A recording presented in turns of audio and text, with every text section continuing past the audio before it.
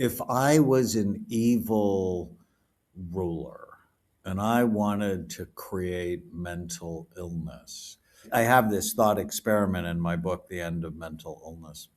I'd create American society. Every commercial is online gambling, alcohol, fast food, pharmaceuticals. We are being brainwashed in such a bad way and is stealing the brain health of America. Welcome to Passion Struck. Hi, I'm your host, John R. Miles, and on the show, we decipher the secrets, tips, and guidance of the world's most inspiring people and turn their wisdom into practical advice for you and those around you. Our mission is to help you unlock the power of intentionality so that you can become the best version of yourself. If you're new to the show, I offer advice and answer listener questions on Fridays. We have long-form interviews the rest of the week with guests ranging from astronauts to authors, CEOs, creators, innovators, scientists, military leaders, visionaries, and athletes. Now, let's go out there and become Passion Struck.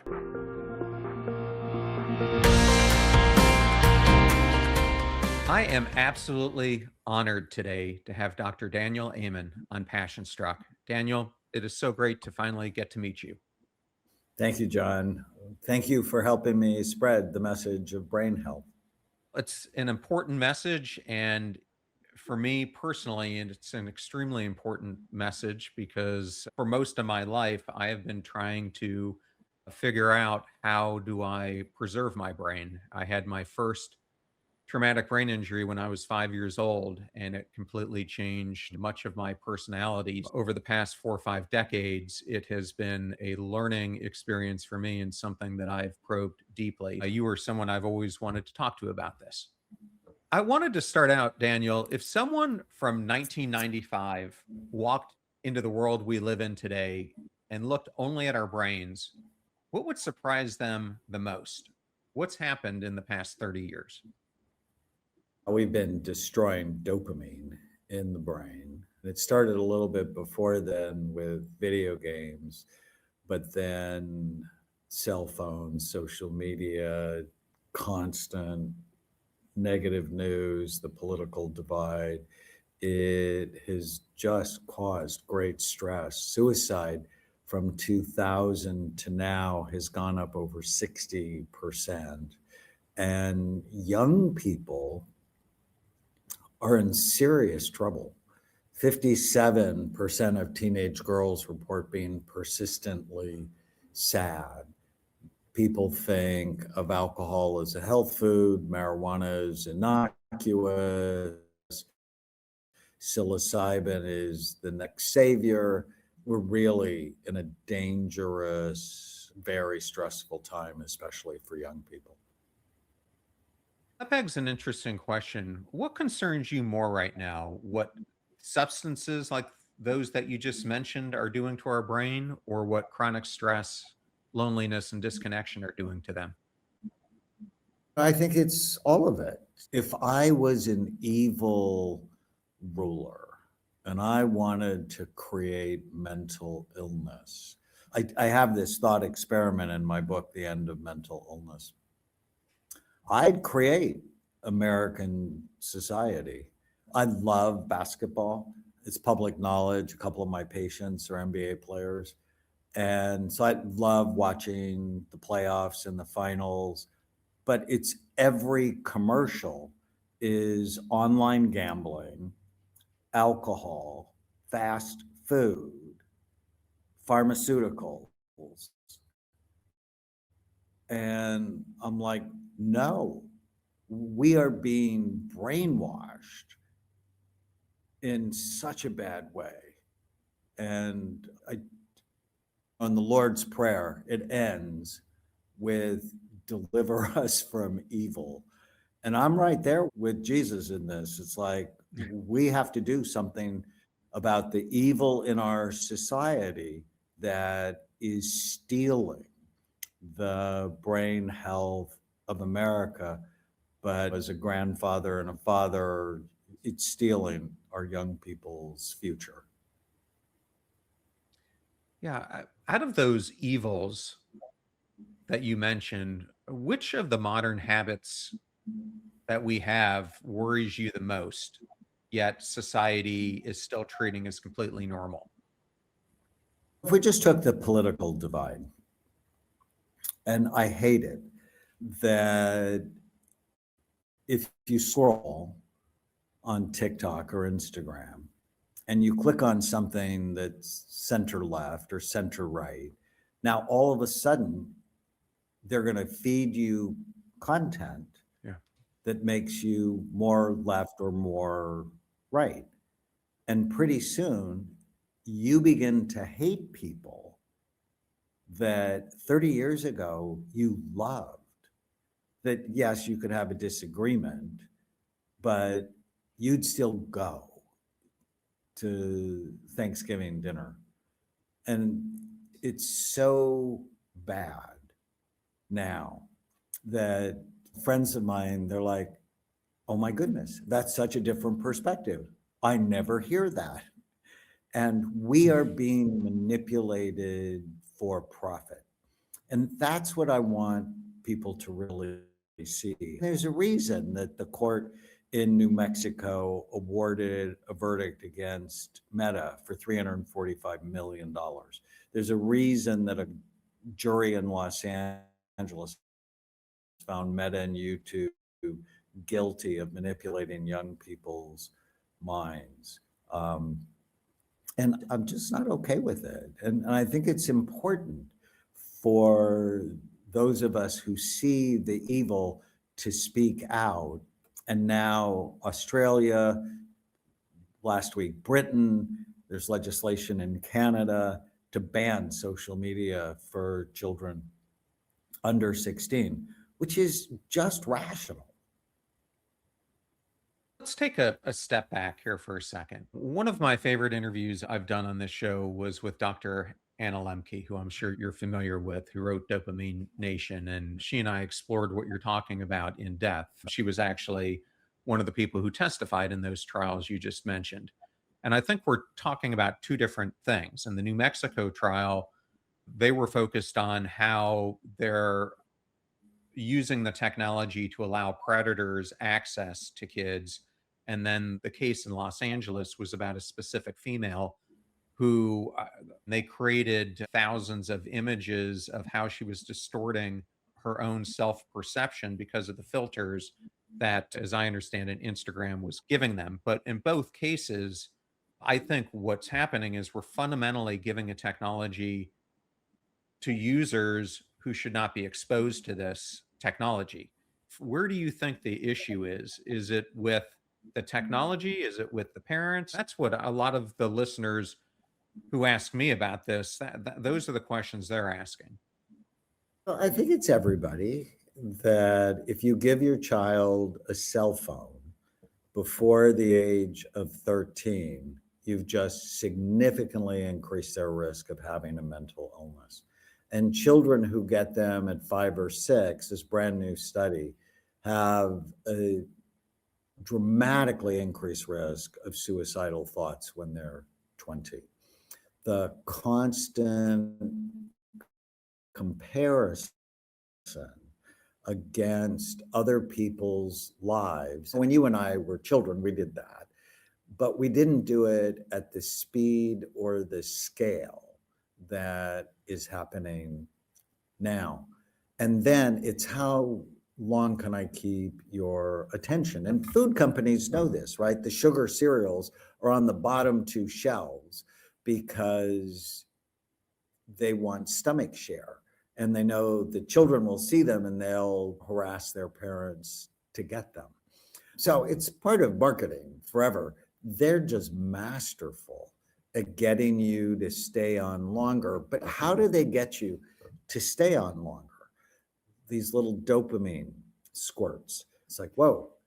And if they can make you angry, sad, anxious, you're going to stay longer.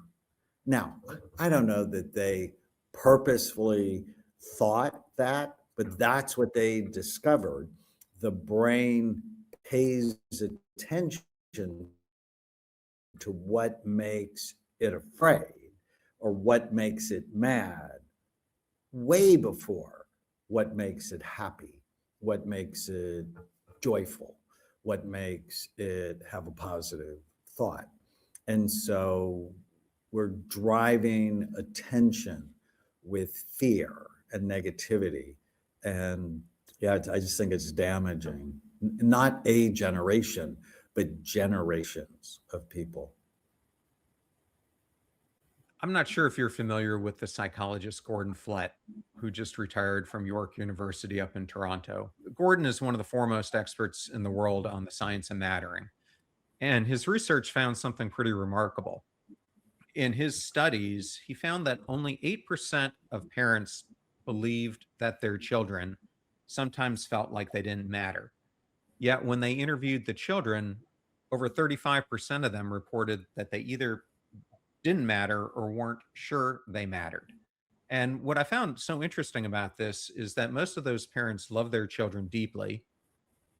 They simply weren't communicating the signals that they thought they were.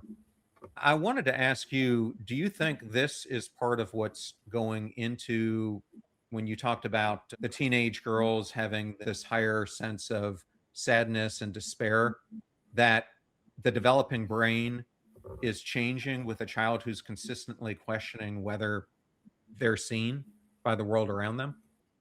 I love that research. With the distractions, the bond is loosening between parents and children.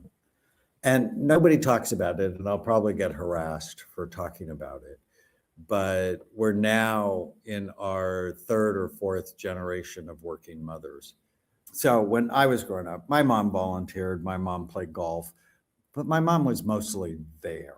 I had an anchor, even though I'm one of seven children, I had an anchor. Now in California, probably the same in Florida, 80 to 90% of moms work outside the house. And I published a big study on the differences between male and female brains. And this means it's our third or fourth generation of tired women because they're primary caretakers for the home. They're primary caretakers for the kids. There's not one society on the face of the earth where males are the primary caretakers. And now they're working outside the house. And so they're chronically stressed, chronically overwhelmed. And it's really, what does bonding require? So bonding requires two things: time, actual physical time, and listening. But now the modern family, when you go to a restaurant, it's all five of the people are on their phones and they're not paying attention to each other. Yes, the digital devices are clearly problematic, but also having tired parents who struggle to afford their mortgage, especially here in a place like California, is part of this sort of trouble with the family, along with a decrease in church attendance and belief in God. Because when you think it's about you, you're much more likely to get depressed than if you think you're here for a purpose. Yeah, I think you're right about parents. When I think about mattering, I almost think of mattering as like our social immune system.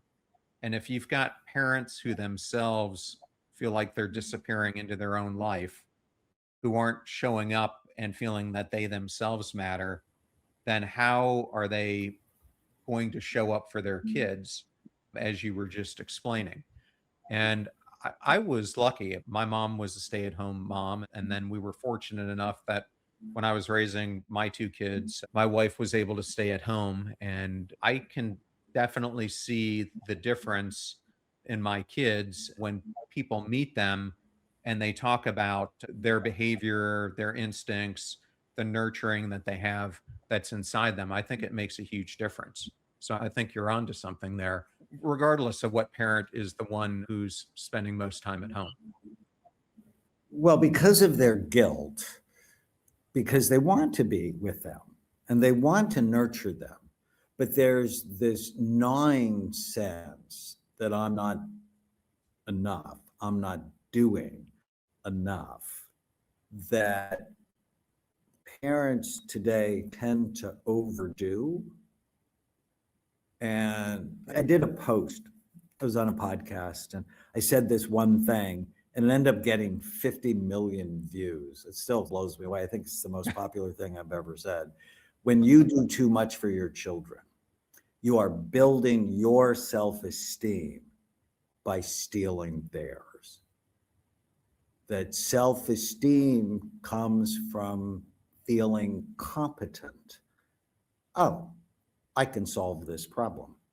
But when you say, I'm bored, and your parent scrambles to help you not be bored, they've just robbed you from the opportunity to figure out, well, what can I do so I don't feel bored?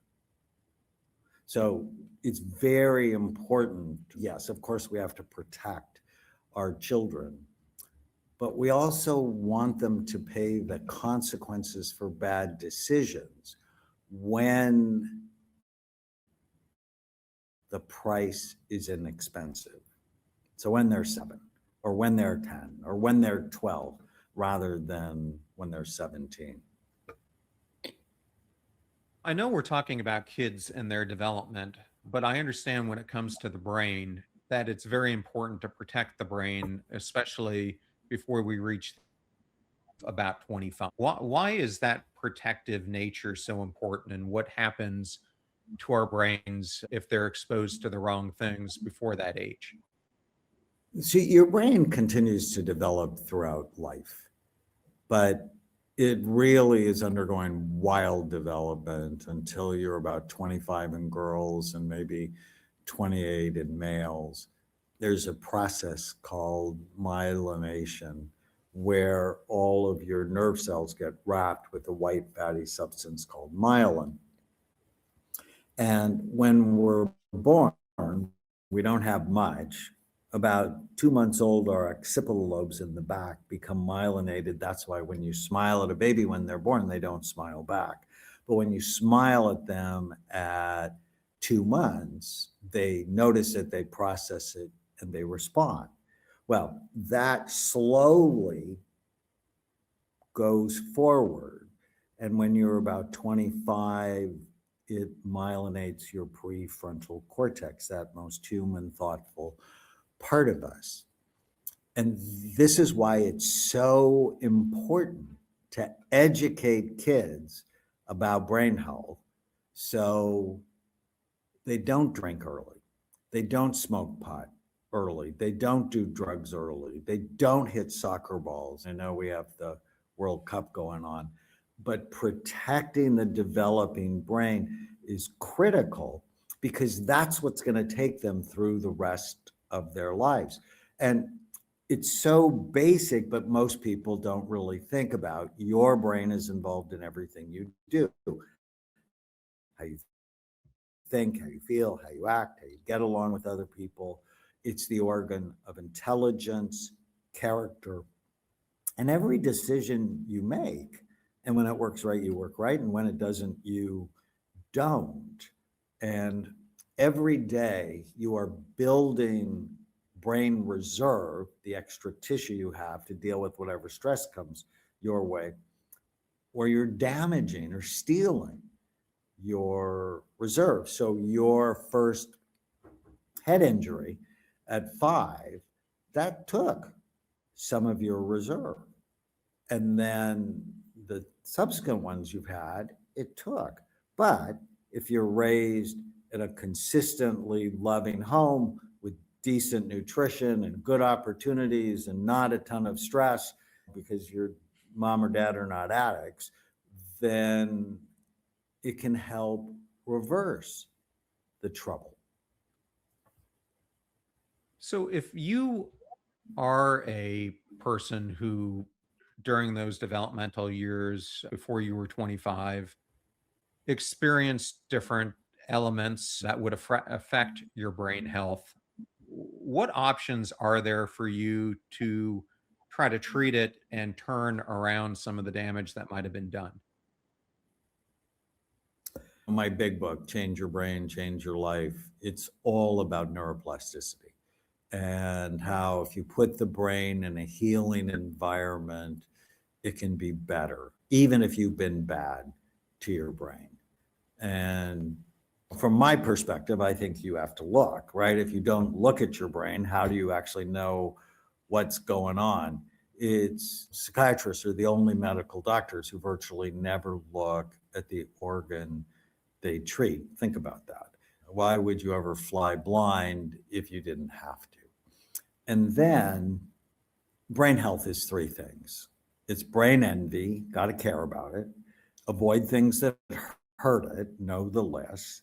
We've talked about some: head trauma, chronic stress, not exercising, bad food, gum disease, low hormones, poor sleep, being overweight. And then do things that help it. And so if we just take video games, for example, all of a sudden, all these children that are spending hours playing video games, their vitamin D level is plummeting because they're not outside. Their level of exercise is plummeting. So their weight goes up, their blood sugar goes up because they're not moving their bodies. I have a mnemonic you might like, or an acronym you might call Bright Minds. You want to keep your brain healthy or rescue it, you have to prevent or treat the 11 major risk factors. Bright Minds, like B is for blood flow, R is retirement and aging, I is inflammation, and so on. And I love it so much because it really tells us what not to do. So for blood flow, smoking, don't do that because it constricts blood flow. And then what to do: exercise, eat colorful fruits and vegetables and dark greens because they increase blood flow. I want to extend this question to the topic of flourishing. I was interviewing Richie Davidson, and Richie was talking to me about his new book, Born to Flourish. And he was saying that he thinks that a big reason people aren't flourishing like we used to isn't the absence of illness, but he was alluding to the same thing you are. It's the active cultivation of us not focusing on our well-being over time. Do you think that because of the way we're living, it is leading to why so many people today are feeling like they're not flourishing, like they're not living the life that they feel they could be, because their brain just doesn't feel like as healthy as it should be because of the way we're treating it over a period of time? It's public knowledge that I was Justin Bieber's doctor and I am Miley Cyrus's doctor. And I've treated lots of wonderful high profile people. They'll have the same thought: I'm not enough. And I've looked at Justin and I'm like, so where did you get that thought? Or Miley, it's like, where did you get that thought? If you're not enough, who would be? But that's what social media does to you. It's the constant comparison of numbers, of followers, of likes, of comments. And then if you add the bots, that I would do an Instagram live, and within 15 seconds of me being on, Dr. Amon's a fraud. Dr. Amon's a charlatan. Amen Clinic sucks. And it was so hurtful. And then I would go, is that a real person? And I would write down their name and they'd have no followers. And I realized, and I think the social media companies do it on purpose to stir people up. It's like, well, who would say that about me? But imagine someone who doesn't know how to manage their mind. And all of a sudden they're getting hate. And when we were growing up, I don't ever remember naked pictures of a young girl being passed around. But as a child psychiatrist, I'm dealing with one of those crises with my patients on a regular basis. So it's the fear, it's the shame, it's the exposure, it's the criticism. It's so troubling. So, Daniel, I got a follow-up question then. I have a book coming out in October that I've been spending about 7 years at this point researching. And one hypothesis that I've been exploring is that these epidemics that we keep hearing about, loneliness, burnout, disengagement, perfectionism, aren't separate epidemic. They're symptoms of something deeper. I call it systemic unmattering, but it's the erosion of people's sense that they're seen, valued, and significant within the groups that organize their lives. And as I think about the people you just brought up, when people stop believing that who they are and what they do generally matters, what's happening in the brain? And do you think this hypothesis could possibly have merit? It reminds me, I'm working on a new program called the Amen Whole 4 that is now in 7 countries. So we just launched it in faith-based organizations. And the Whole 4 is based on the idea we're in a Whole 4 crisis. We're physically sicker than we've ever been. Half the population is diabetic or pre-diabetic. 75% of us are overweight or obese. I published 3 studies on 33,000 people showing as your weight goes up, the size and function of your brain goes down. We're also, like we've been talking about, in a mental health crisis, anxiety, depression, ADHD, autism, addictions, at epidemic levels before the pandemic, and then everything got worse. And very few people are talking about if you get COVID, the virus causes inflammation in your brain, making you more likely to be anxious or depressed. And then the social epidemic where we're more connected than ever, but lonelier. 58% of young people report being persistently lonely, and 58% of young people report a lack or a sense of meaning or purpose. And so that's the Whole 4 crisis: biological, psychological, social, spiritual. But I believe the answer to these epidemics is not to see them as separate disorders, but as different expressions of the same unhealthy lifestyle and toxic exposures that have the same cure: getting people well physically, psychologically, relationally, spiritually, which sounds very similar to what you just said. Both sides of that are exactly what I've been focused on. So, what is causing it? And then, at least on this podcast, I'm trying to explore every single angle that you just talked about to figure out how do you reverse it, which I think what's happening is something I refer to as the slow fade. And when you look at Justin Bieber or Miley Cyrus, I think those are 2 great examples. It's the gradual erosion of identity that happens when people become primarily valued or think they're valued for what they produce rather than who they are. And this is something I recently explored. I was interviewing Blake Mycoskie, who founded Tom's, and he went through the same exact thing. And you think, how does a person who builds this incredible company, gives out all these millions of shoes to impoverished people throughout the world, feel like they're not enough at the end of the day?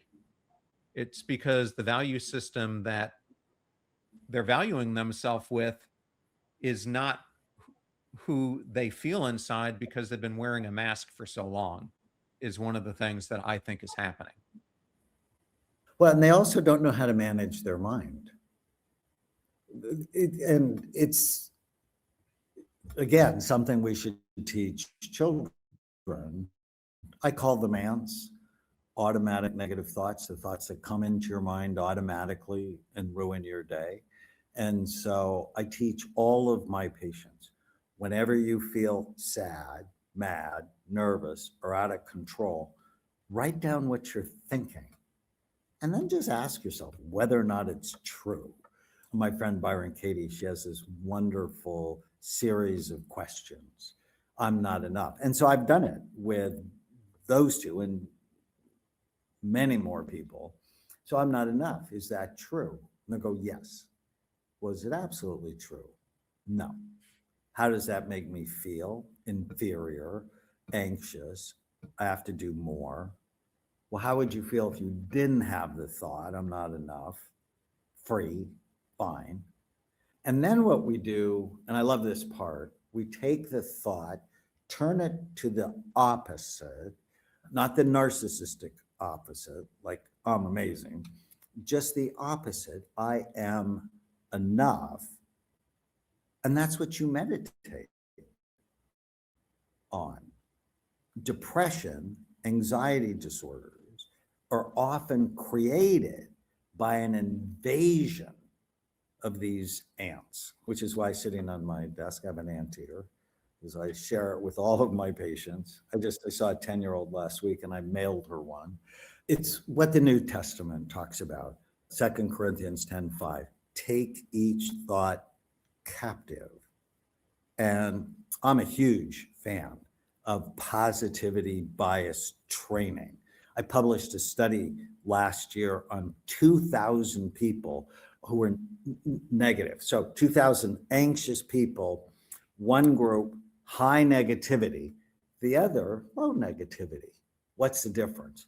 Their frontal lobes dramatically less active in the negative group. So if you've had a frontal lobe injury, frontal lobe head injury, you're going to struggle more with negativity. Yet it's something that can be trained. And so I teach all my patients, kill the ants, the automatic negative thoughts, and positivity bias exercises, which I think fits perfectly with human flourishing, which I think comes out of the positive psychology work of Marty Seligman at the University of Pennsylvania. And my favorite exercise is when you go to bed at night, go, what went well? That you actually review your day, not with gratitude, but with what you loved about the day.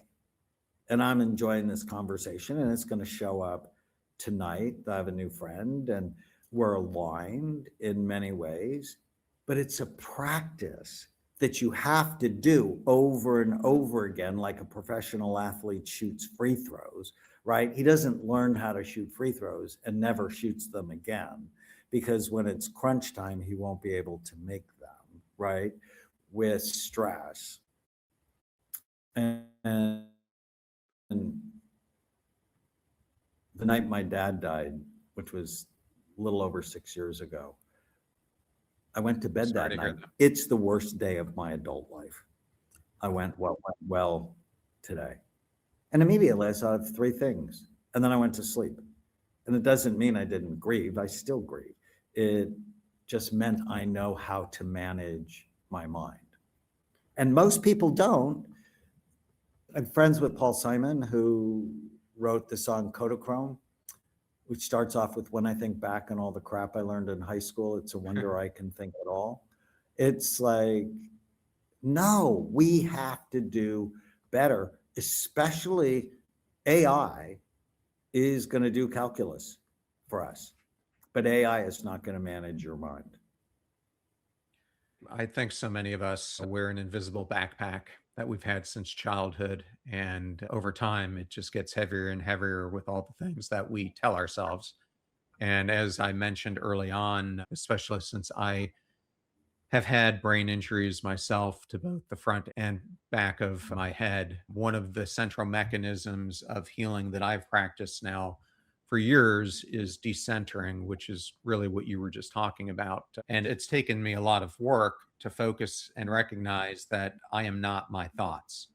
And for me, faith is a huge element of that because I think I reach that decentering most through meditation. And for me, a form of meditation is prayer. That is a constant conversation that I'm trying to have with that identity, that I'm not allowing myself to be weighed down by those things in the invisible backpack. I'm trying to empty the backpack, so to speak. I'm working on a new book that I love called The Neuroscience of the Lord's Prayer. And it's just so powerful. But the New Testament really teaches us how to think. Take each thought captive. Romans 12:2, be transformed by the renewing of your mind. Everybody knows that part, but they don't know the second part of that verse. Then you can test to see if it fits God's good, pleasing, and perfect will. So I have my patients write down their thoughts. Is it true? And does it fit God's good, perfect, and pleasing will? And then flip over to Philippians 4:8. Think on whatever is true, good, lovely, worthy of praise, noble. Let your mind dwell on these things. It's very clear. And they go, well, how do I know what's God's will? John 10:10. The thief comes to steal and kill and destroy, but I have come that you might have life abundantly. Is that thought stealing, killing, destroying your happiness, or is it giving you abundant life? And so those are the verses that just help you catch and reframe. But it's work, just like anything great. And ultimately, it's habitual. And that's what I'm so interested in. There's a part of the brain called the basal ganglia. And when they're really busy, people are not run by their intentions. They're run by their habits. And so if your habit is to have ice cream after dinner, it's going to be hard to break because you're not run with intention, you're running with habit. Speaking of habits, I understand we have a friend in common, BJ Fogg. And one of the things I've heard you say about him is that he came to you after you had worked together sometime later and said, I owe you a huge thank you. I am now operating at 100%. And I love this story because I myself abstain from alcohol. And when people ask me all the time and challenge me, why do you not drink? I'm like, I wake up every single morning alive, ready to go, fully functioning. Why would I not want to feel that way? And I'm not sure if it's because they've forgotten how good it feels to be that alert with themselves or not. But that story with BJ felt home to me because that's exactly how I felt when I started to abstain from it, especially over long periods of time. Isn't it interesting that alcohol's the only drug you have to justify not using? You would not believe how many times I am asked, when are you going to start again? Why do you keep doing it? Do you have a problem? And I just choose not to even answer them because it's really none of their business. But to me, I've been trying to find ways that I can preserve my brain health for as long as I possibly can, so I don't develop dementia someday. And I've learned that alcohol plays a huge potential role in that, and also developing different forms of cancer. So for me, for health benefits, I stopped drinking. And I don't know why you need to even defend it more than just that. Yeah, it's craziness. But it's part of the brainwashing in our society. If you watch virtually any television show on Netflix or Prime, they're drinking. And a lot of the trouble, the drama they create, it's because of the alcohol. We are being brainwashed as a society. The alcohol industry spends billions of dollars trying to get you to believe alcohol is fun. Just like the fast food industry spends billions of dollars with half-naked women eating cheeseburgers that they actually never eat, going, oh, if you eat this cheeseburger, she will want you. She is not going to want you. Daniel, I wanted you to imagine that you're sitting across from someone who's convinced themselves that they're broken. And after everything you've learned from hundreds of thousands of brain scans, what's something that you would want them to know about how they feel and how they could change through neuroplasticity? Even if you've been bad to your brain, you're not stuck with it. You can make it better. I can prove it.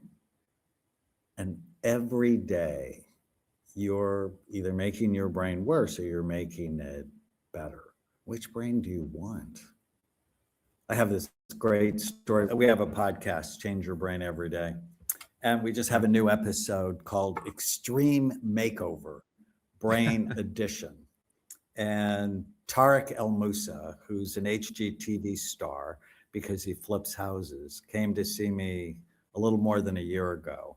And his brain was terrible. In fact, I told him, this is like one of your cockroach-infested, moth-eaten hoarder houses. And he had a birth injury and was in the neonatal ICU for 5 weeks. A year later, he did 89 hyperbaric oxygen sessions. I'm a huge fan of hyperbaric oxygen. And his brain looks beautiful, just like one of his hoarder houses that he flipped. And at the end of the show, it looks stunning. I'm so hopeful that if people fall in love with their brains, they treat it right, it can be better. And if your brain is better, your decisions are better, which means your life is better. I just want to let the listeners know, if you want to go further into HBOT treatment, I have done a couple very good episodes on this, one with Dr. Scott Schur that you can go back and listen to, and another one with Dr. Dominic D'Amastino as well. Well, Daniel, it has been such an honor to have you here. You are extremely discoverable. Given what we talked about today, if there was one thing you wanted to point listeners to, what would it be? They can follow me on Instagram or TikTok at Doc Amen. I think the book of mine for people to start with is Change Your Brain Every Day. You can also listen to the podcast I do with my wife, Tana. Thank you so much for joining us. It was really such a profound honor to have you here with us today. Thank you, John.